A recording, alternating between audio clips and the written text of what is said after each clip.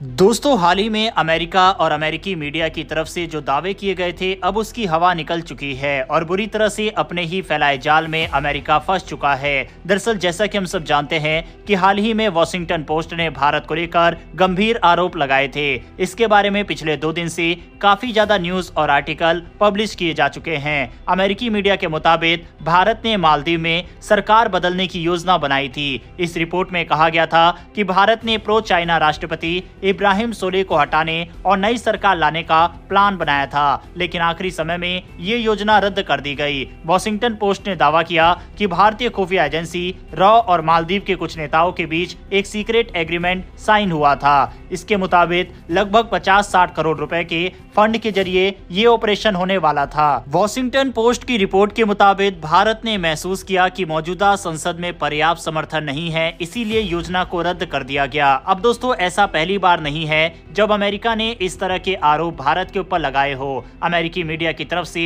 इससे पहले बांग्लादेश के अंदर भी शेख हसीना को समर्थन देने को लेकर और बांग्लादेश के चुनाव को प्रभावित करने के लिए भारत की भूमिका की बात कही गई थी। इसके अलावा कनाडा के अंदर और दुनिया भर के अंदर जिस तरह से खालिस्तानियों की हत्या हो रही है, उसमें भी अमेरिकी मीडिया ने भारत की खुफिया एजेंसी पर ही आरोप लगाए थे। यहाँ तक कि पाकिस्तान के अंदर आए दिन जिस तरह से आतंकियों की मौतें हो रही है, उसके पीछे भी भारत की ही साजिश बताई गई। यानी कि ये कोई पहली बार नहीं है कि अमेरिका ने इस तरह के आरोप भारत के ऊपर लगाए हो। बांग्लादेश से लेकर म्यांमार, मालदीव, पाकिस्तान, कनाडा, हर जगह भारत से तार अमेरिकी मीडिया ने जोड़ा है। लेकिन यहाँ पर इंटरेस्टिंग बात यह है कि अब जो आरोप मालदीव के अंदर तख्ता पलट के भारत के ऊपर लगाए गए हैं, उसको लेकर अमेरिकी मीडिया की तरफ से कोई भी पुख्ता सबूत नहीं दिए गए। रिपोर्ट ने अपने दावों को किसी ठोस सबूत से नहीं जोड़ा। इसमें सिर्फ सूत्रों के हवाले से बात कही गई है, जो कि पत्रकारिता की दृष्टि से विश्वसनीय नहीं है। हालांकि दोस्तों, आपके मन में ये सवाल उठ रहे होंगे कि आखिर अमेरिका लगातार भारत के ऊपर इस तरह के आरोप क्यों लगा रहा है। इसके पीछे एक बड़ा कारण है। दरअसल बांग्लादेश के अंदर जिस तरह से शेख हसीना की सरकार को गिराया गया, उसको लेकर भारत की तरफ से पूरी दुनिया को ये बताया गया कि इसमें अमेरिकी साजिश थी।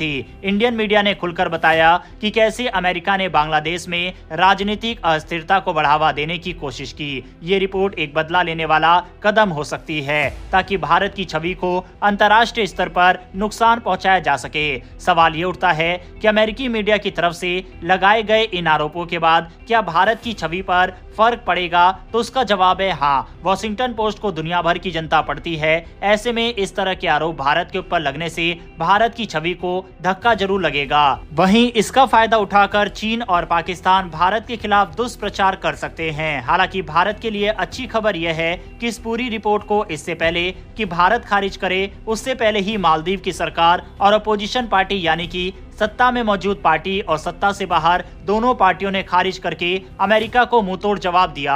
मालदीव की अपोजिशन पार्टी चाहती तो इस रिपोर्ट को सही बताकर भारत के ऊपर भी आरोप लगा सकती थी और यही काम मौजूदा मोहम्मद यूनिस सरकार भी कर सकती थी, लेकिन उन्होंने अमेरिकी मीडिया की इस रिपोर्ट को खारिज कर दिया। आप बाकायदा रेफरेंस के लिए स्क्रीन पर आर्टिकल भी देख सकते हैं। हालांकि अमेरिकी मीडिया की इस रिपोर्ट को भारत की तरफ से भी खारिज कर दिया गया, लेकिन सवाल उठता है कि भारत और क्या कुछ कर सकता है अमेरिका के द्वारा लगातार जिस तरह के आरोप लगाए जा रहे हैं उससे बचने के लिए। तो भारत को अमेरिका से इस मामले पर बातचीत करनी चाहिए। अमेरिका को समझना चाहिए कि ऐसी रिपोर्ट्स भारत अमेरिका संबंधों को नुकसान पहुंचा सकती है। साथ ही भारत को अंतर्राष्ट्रीय मंच पर अपनी स्थिति स्पष्ट करनी होगी। अमेरिका इससे पहले अडानी के ऊपर भी इस तरह के कई आरोप लगा चुका है, जिससे भारत को काफी नुकसान हुआ। साथ ही भारतीय कंपनियों की छवि भी दुनिया भर में खराब हुई। हम सभी जानते हैं कि जब अडानी के ऊपर आरोप लगाए गए थे तो कई देशों ने अपनी महत्वपूर्ण डील और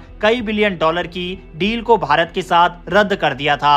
हालांकि इस तरह के आरोप लगाने के बाद कोई भी सबूत अमेरिका की तरफ से पेश नहीं किए जाते, जो कि काफी ज्यादा इस तरह की रिपोर्टिंग को गलत बना देता है। जो बाइडेन सरकार में इस तरह की कई खबरें सामने आई। उम्मीद करते हैं कि 20 जनवरी को जब डोनाल्ड ट्रंप सत्ता संभालेंगे, उसके बाद इस तरह की रिपोर्टिंग पर रोक लगेगी। भारत भी उम्मीद करता है डोनाल्ड ट्रंप से कि जो फेक न्यूज और फेक एजेंडा भारत के खिलाफ लगातार अमेरिकी मीडिया की तरफ से चलाया जा रहा है, उस पर रोकथाम लगे। बहरहाल दोस्तों, इस वीडियो में इतना ही। अगर आपको ये इन्फॉर्मेशन और वीडियो पसंद पसंद आई हो तो वीडियो को लाइक करके हमारी आने वाली डेली ऐसी वीडियो के लिए चैनल को सब्सक्राइब कर बेल नोटिफिकेशन अवश्य दबा लें। फिर मिलेंगे ऐसी एक नई वीडियो के साथ। धन्यवाद। जय हिंद।